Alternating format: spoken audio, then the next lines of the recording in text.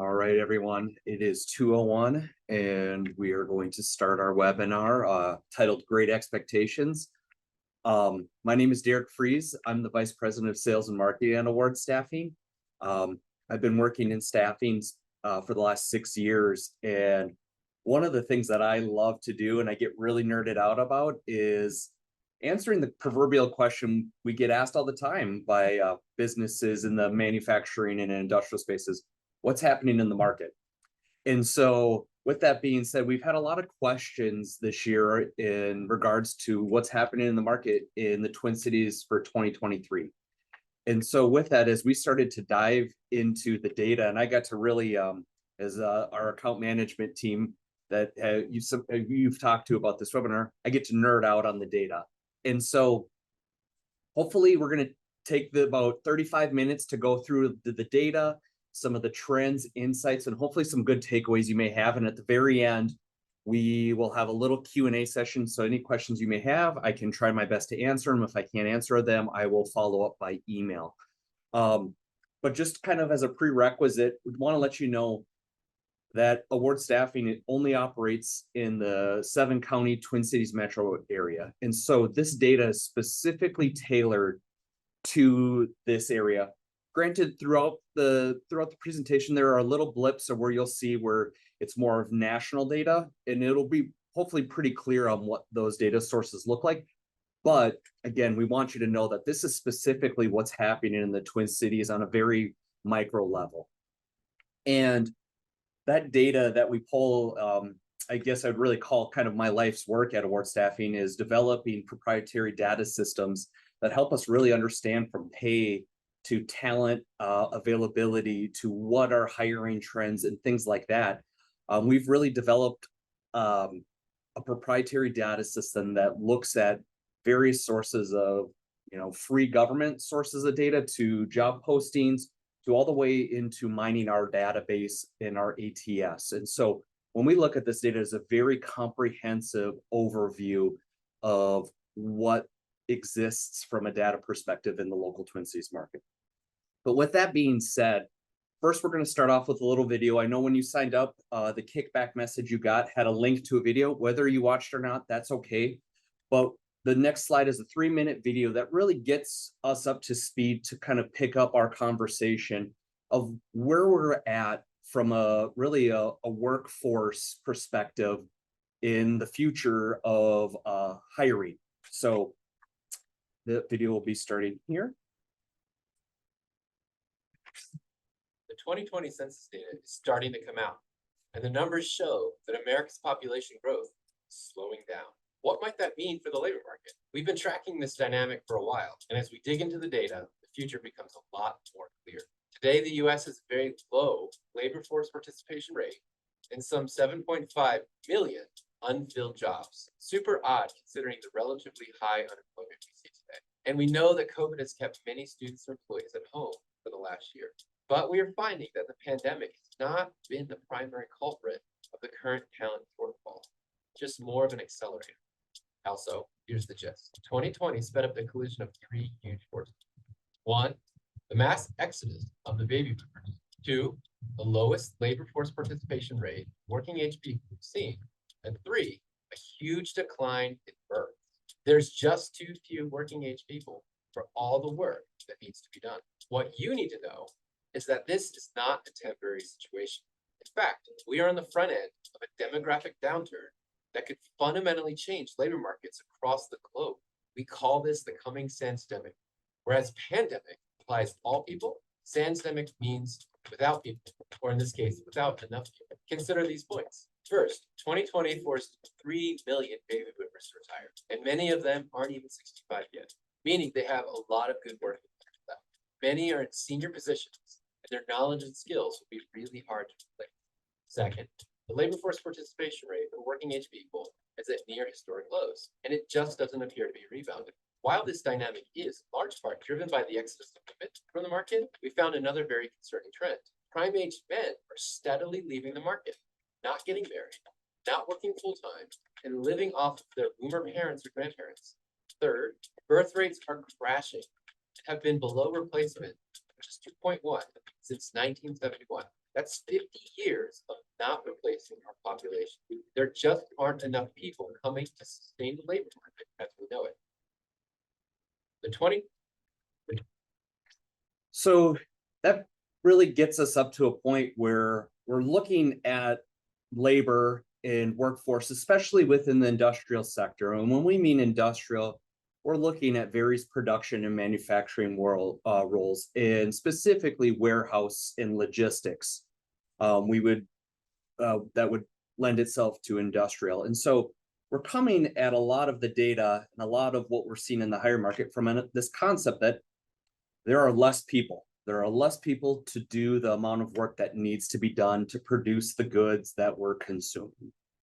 And so ultimately what this has done is we're starting from a disadvantage in really the current situation, and just we're all seeing and we're all feeling, but the Federal Reserve has raised rates over 5% in the last 18 months.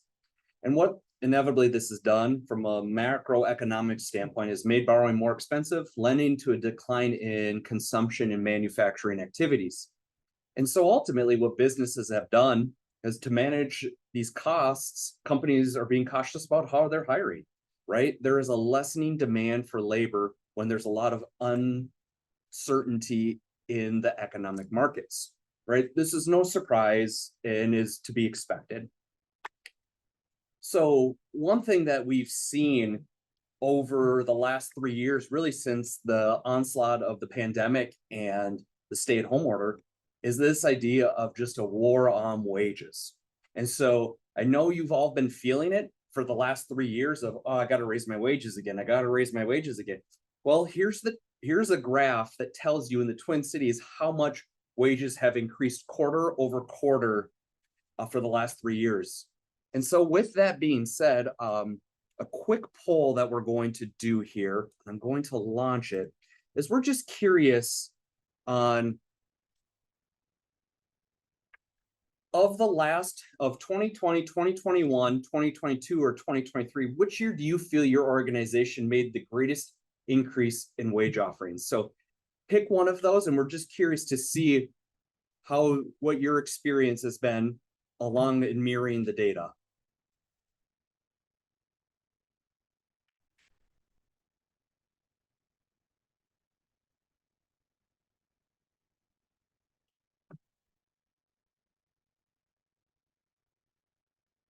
Just a couple of more seconds here.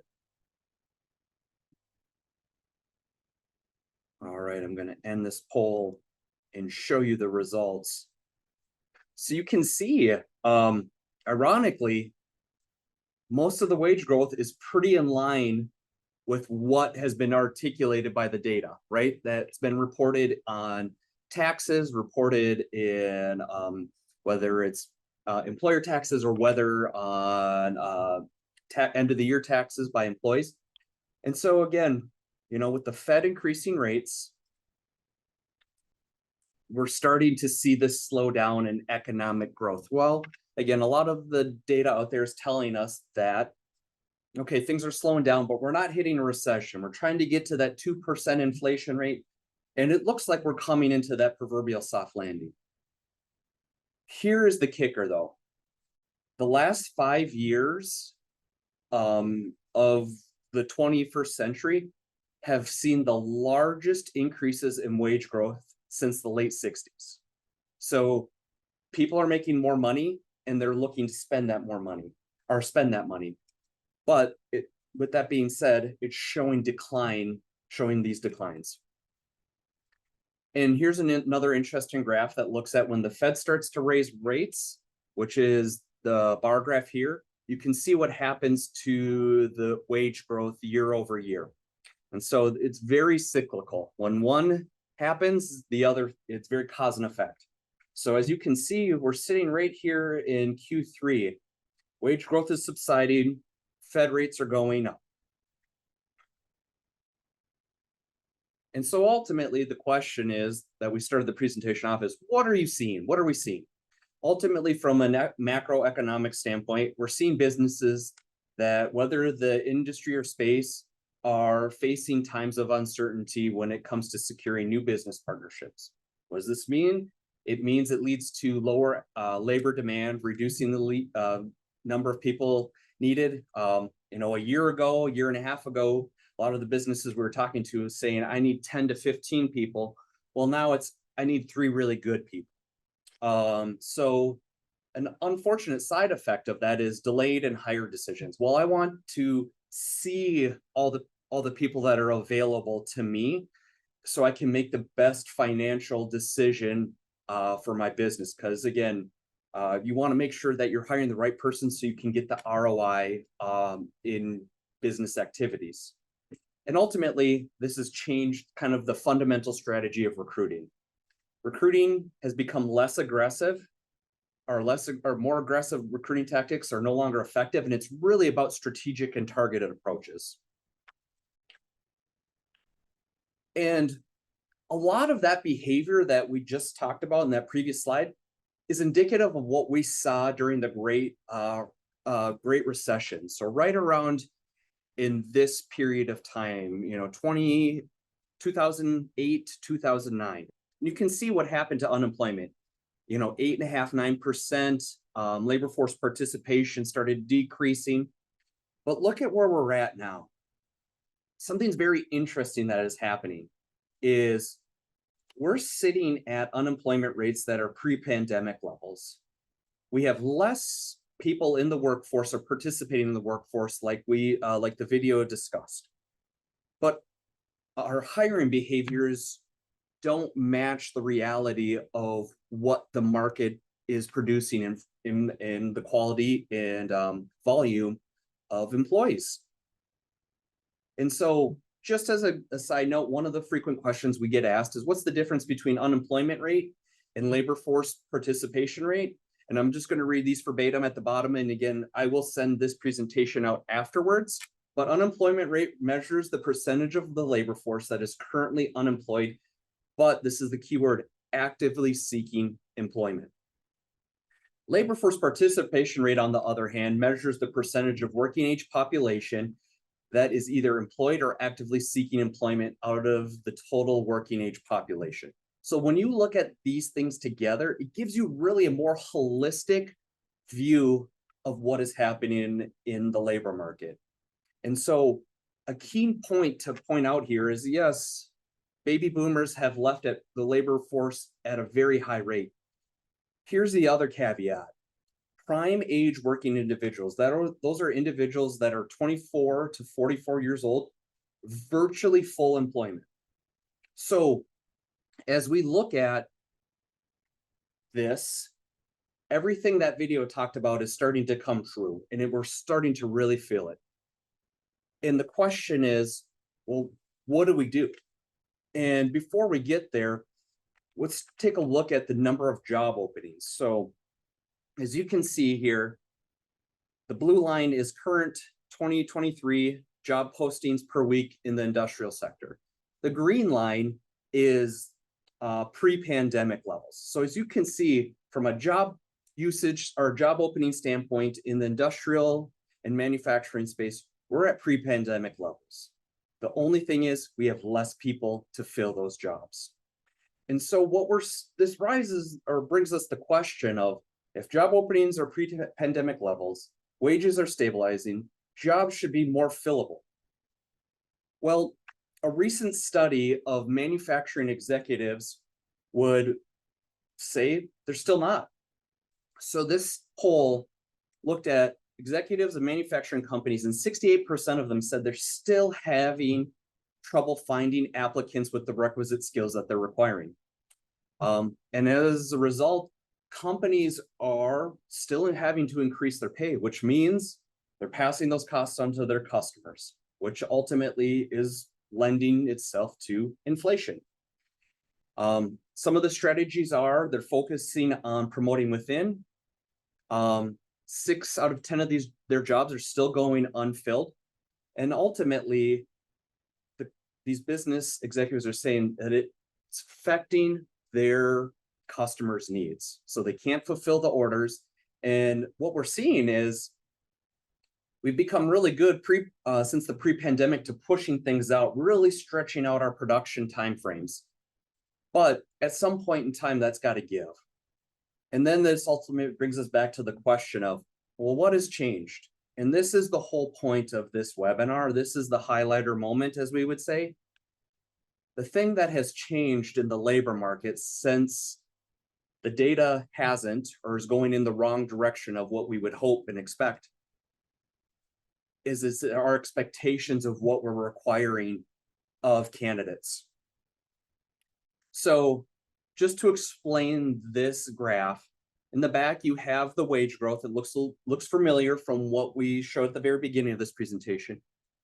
But looking at experience required or not required of job postings. And so we did a huge data dump of job postings over the last 3 years to look at what has been the increase or decrease of experience required for manufacturing jobs in the Twin Cities.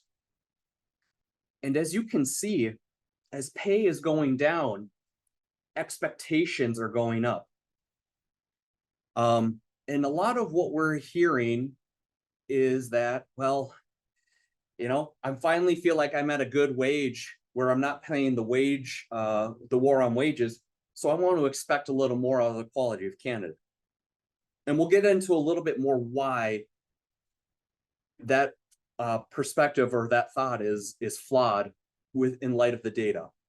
So just as a note, when we're talking about entry-level work, it refers to a position that requires minimal prior experience and are suitable for individuals new to the industry and require some training in that role.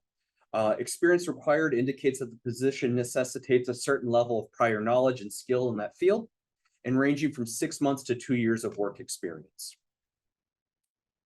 And so this slide is looking at things, the data, that same experience required or not required or entry level at a national level.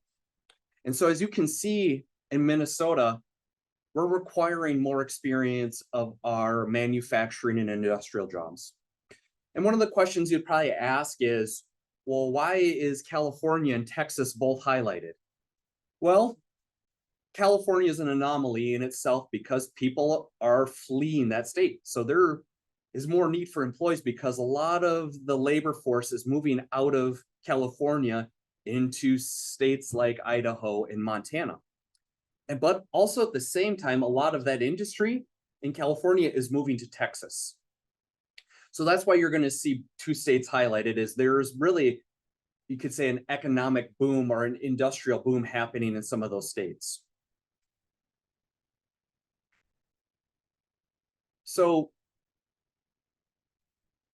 I watched this really interesting documentary on Netflix, and it's about free diving. And if you've seen it, it's worth a leisurely watch when you got, maybe you're cleaning or doing something in the background. But the thing about free diving is, if you're not familiar with it, is that these individuals that are trained swimmers, they swim their whole life, do something that's really just incredible. They take one breath and they see how far they can swim beneath the surface of the water. And some of these individuals swim anywhere near 200 meters below water. And so the way I kind of look at this, or this picture, is that the last 3 years of just complete fast paced, we're all running like our chickens with our heads cut off because we just need people. It is like that free dive down to the marker that says you can turn around and come back up. And you're holding your breath, you're coming, you reach that marker, you're like, okay, here it is, 2023, things are going to be different. Market's subsiding, I need less people, and so you're coming up. But here's the thing with free diving, is that most people don't drown and black out when they're going down or at the descent, but they drowned and black out when they're extremely close to the surface. It's usually within the last 3 to 5 meters. And so the metaphor or the analogy I could give you is that we're in that time frame right now. 2023 is, you're looking around, I need less people, things are all right, a little bit of uncertainty, so on and so forth. and you can see the surface like, okay, there is an impending sense of relief. But I'll tell you, you got to be cautious about that because all the data that we're seeing is telling us that relief is not going to come. So here's really what the reality is when you start piecing all this data together, is that 2023 has offered really a lessening of a need for desperation of employees. But ironically, that need still doesn't mean roles are going unfilled. But what has changed that is ultimately our expectations. As business leaders, talent acquisition leaders, if we need less, that means we need better. Well, unfortunately, that better is not going to come because there's just not enough people. And so what's happening is we're turning entry-level work into semi-skilled work. And here is just candidate availability by experience. And we put this specifically in the perspective of a warehouse worker just because it is it's more of an experience where someone could come in and not have a lot of experience, but could, if they meet the physical requirements, standing long periods of time, working, there's a little less nuances required for that job. So based on our data, individuals that are looking for work that have less than a half of your experience, again, in that entry level area, are willing to take a job between $18 and $20 an hour. Well, what we've seen during this time frame is a lot of those businesses that were willing to take and just send me somebody that's really good, dependable, I'll train them. A lot of those companies have shifted to saying, I would like 1 year to 2 years of experience in warehousing, consistent experience. Well, ironically, those same candidates are commanding $20 to $24 an hour. So what's happening again is we're seeing wages starting to stabilize. Our expectations are going up. And so again, if you want to take the Amazon approach, and that's the approach of I got to pay as much as I can to get the quality that I want, then you have to keep increasing your wages. But that is not what we're proposing here. Really, it's something more important than that, and something that is more cost effective. And we'll get into that further slides, but it's really a realignment of expectations. And so one question that I want to ask here, and I'm going to pull up a poll that will lead into our next slide, is, you should see it on your screen, but the question is, has your organization significantly increased training capabilities within the last year? And more specifically, the last year, 2023.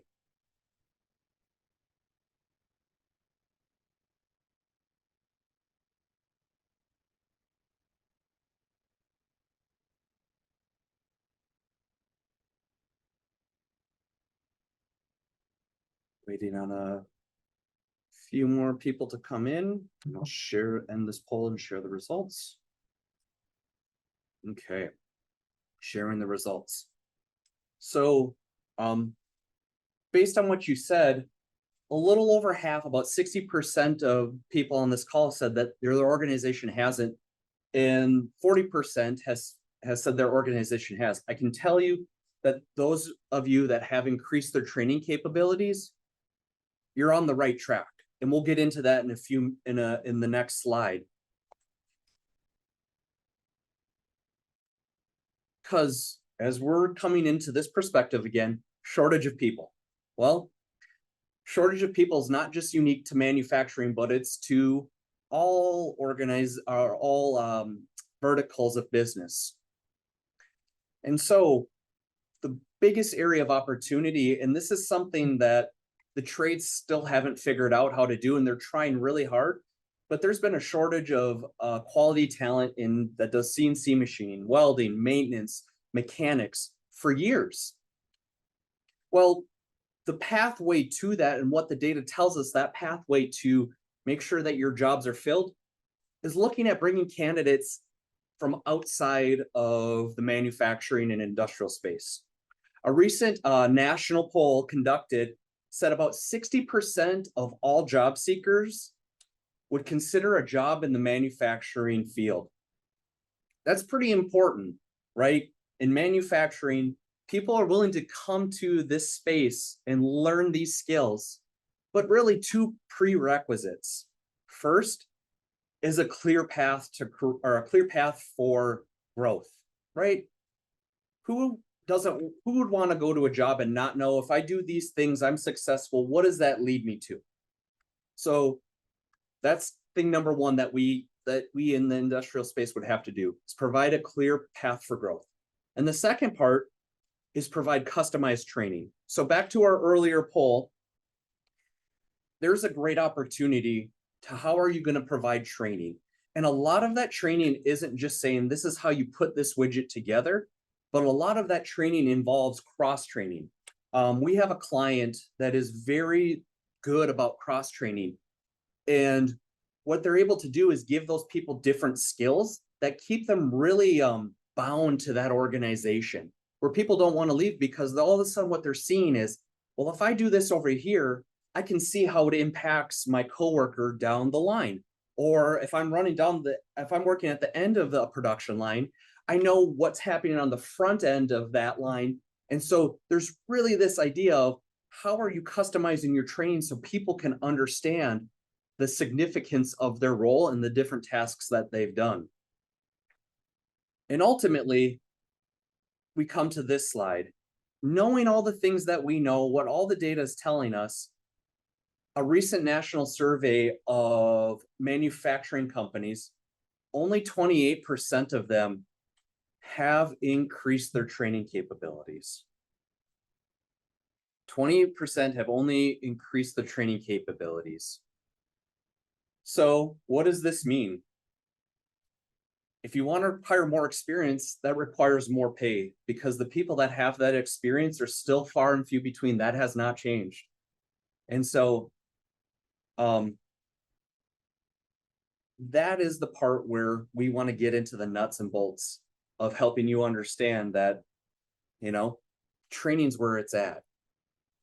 And so this is the time you have to be, again, like that free diving image, is thinking about, okay, here is the water. I can see I'm going to be able to take my breath, but it's that last 3 meters where you got to look at, well, this is where you do training so that you can see in the next 3 to 5 to 10 to 15 years. If you figure out training and how you can bring other people in from different industries to learn manufacturing, you will be light years ahead of your competitors, and not just within your service space, but also your hiring competitors. So we have really a 3-prong approach to how you can realign your organization's expectations. And they're actually really simple, and they don't cost you any direct cost to your organization. And so really the first thing is a synchronization of communication, right? One thing that we talk a lot about here at Award Staffing is we're dealing with the only product that has independent free will. So what does that mean? It means we don't have a lot of control over much of anything. The thing that we only have control over is communication. We can't control if they show up. We can't control if they're sick or not. We can't control any of that. But what we can do is control communication with the candidate and the client. And so one thing that is an area of opportunity for a lot of the businesses we work with is communication, becoming better and stronger at communications, because that point of communication, whether you're reaching out to a candidate on your own or with a staffing agency, how you communicate signals to that candidate what it's going to be like working at your organization. So by being effective at communication, you're going to able and increase your success in timely hiring decisions. The next part, again, as we're talking about heavily, is training. So instead of us as hiring people or talent acquisition, we can't get in a moment of complacency where it's like, okay, things have subsided, we're going to expect more, because ultimately what we're going to do is increase the ever widening skills gap. And again, it is something the trades have been experiencing forever. And I'll tell you right now, year to date, we've seen a decrease in entry-level positions that we're recruiting for, But guess what? The skills and the trades are still going off the roof, even though in this market, kind of in this soft economic market time. And ultimately, I'll tell you what I would perceive as the hardest thing for businesses to do is work on culture. That is the most elusive thing a business can work on because it's not physical. No matter how much money you spend on it, doesn't necessarily mean it's going to work and become better. And so when we look at culture and we talk to businesses about culture and working on their culture, it's really about the company's values. It's the work environment, right? Sometimes you walk into a warehouse or a production floor and the lights are dim versus, one company that I recently toured, I walked into their production space and they recently invested $500,000 into just lighting. That's a lot of money to invest into an indirect cost. But when you feel lit, that environment's bright, it really makes you feel something different as an employee. And ultimately, that environment and the company's values and the mission and what you strive for leads to a strong culture. So when we look at this and we talk about these things, it's really not about how much money you pay. It's about all the intangibles that are in our control. And that's really something profound to think about, because I know I get stuck in that rut of, okay, well, what do we got to do? How much do we got to invest to get from here to here? Well, really, if you take a step back and look at it and put on kind of a humanistic lens, it's really about the things we can control. It's about the tools and resources we give to people, how we communicate with them, and the culture we create within an organization.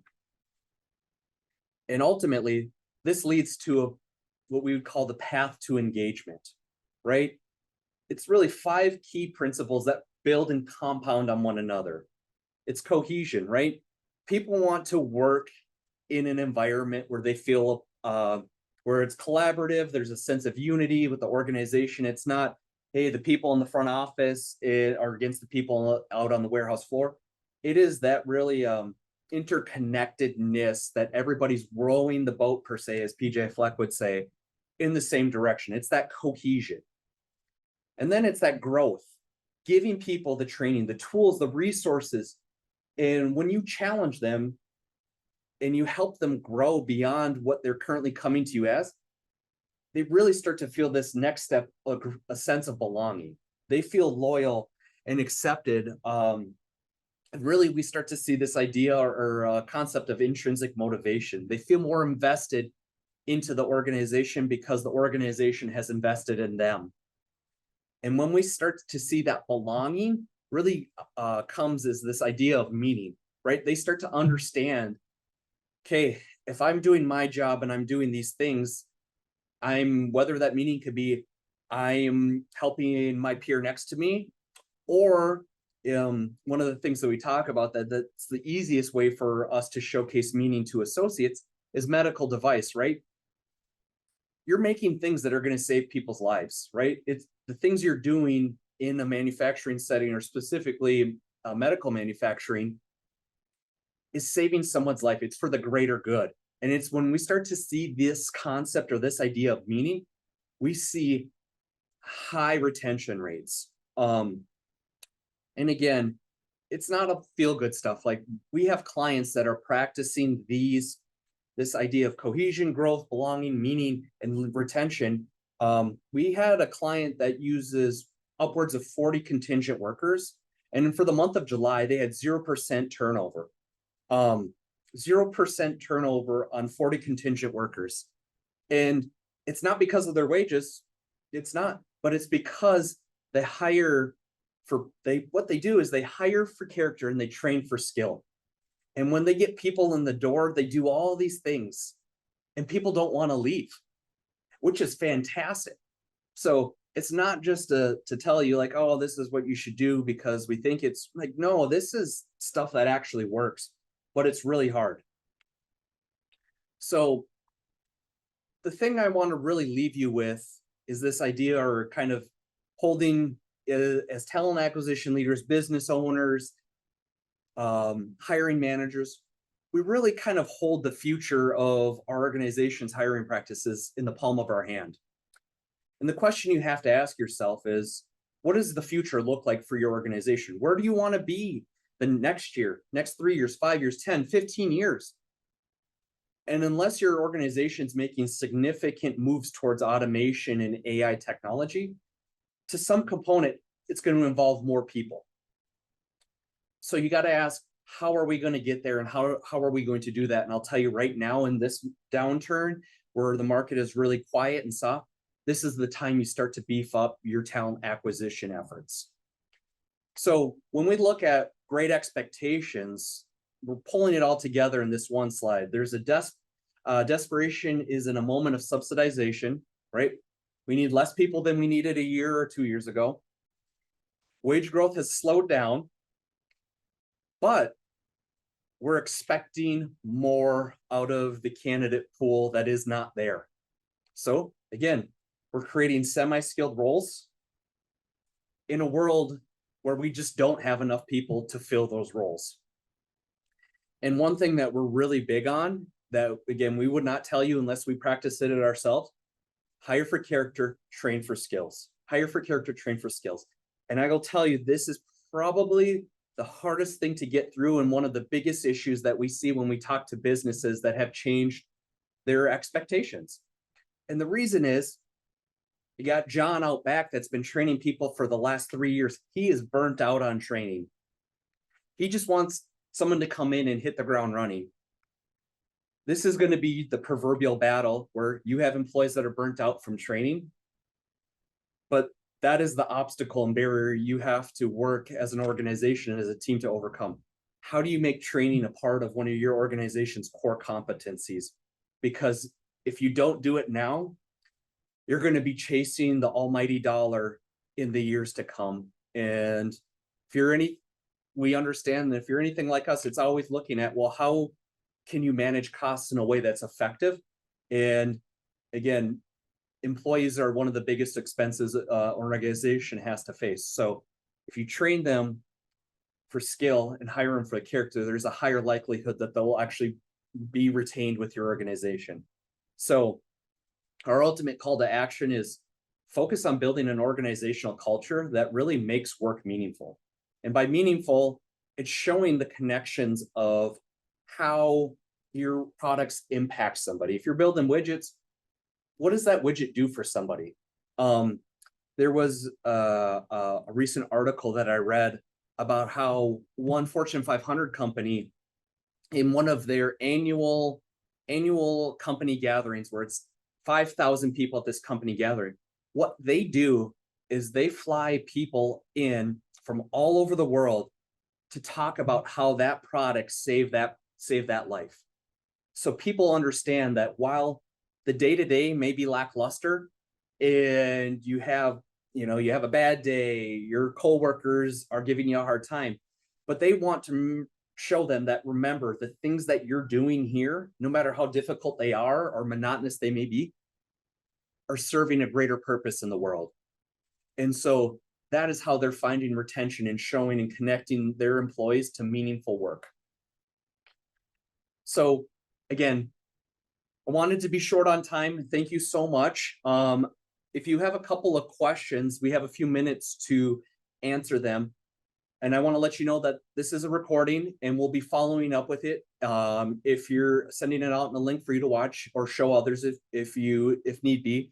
Otherwise, if you're really interested in talking more about what we're seeing in the market, please let us know. We'd just love to and be honored just to have a conversation. With that being said, if you want to ask any questions, I have my question box open.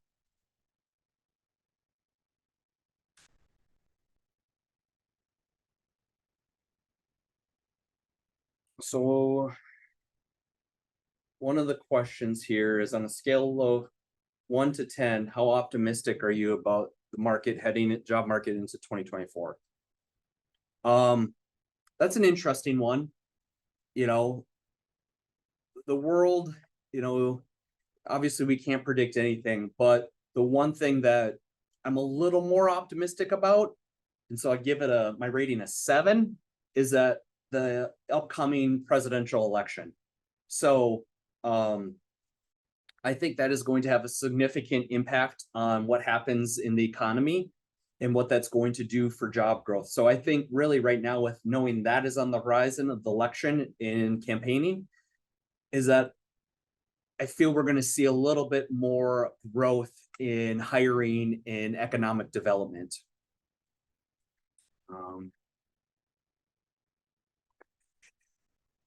Another question here. Another question just to kind of retouch on is about training and people being resistant to it. One of the things, it's really two-faceted. The biggest area or pain point we've heard from businesses about training are from the actual trainers themselves. They're tired of training. They're tired of training because unfortunately what happens is people come in, they train them, they work for a week, and then they leave, never to be seen again. And that's unfortunate. It's very unfortunate, but that can lead to a lot of the resistance where trainers like, I need someone that has more skill set. Well, unfortunately, unless you're willing to pay more money, we recommend training individuals, but that's where the other components of what we talked about come into focus: communication, and really that company culture. What are you doing to invest in the company culture and not invest in ways of putting money on the table, incentive programs, all these things, but it's the little things, right? It's the communication. Just kind of an interesting observation. Once upon a time, I had the pleasure of touring an organization that really one of their core values was community. And within that community was talking about their internal organizational community. But when you walked into their office space, I've never seen cubes so tall and so high in my life that people couldn't communicate with each other. It wasn't open. It was very secluded. And so when you start looking at those things in the culture, are the things that you're putting on your website and saying that you're really doing or want to do, does the environment really reflect that? If it's community and dialogue is a core value, are your cube walls too high? Or are they right down at chest level so everybody can talk to one another and converse? So those would be the things that you tend to look at when you're looking at culture. It's not about the dollars and cents, but like really the implications, and then being intentional about what the organization is doing to foster those values. With that being said, it's coming up on 2:45. If you have any questions, please don't hesitate to reach out to me or the award staffing account manager that invited you. But again, we hope this was helpful and that you find some value in it and just kind of knowing what is on the horizon. So thank you so much for your time, and I'll give you back 15 minutes of your day. So thank you so much. Bye.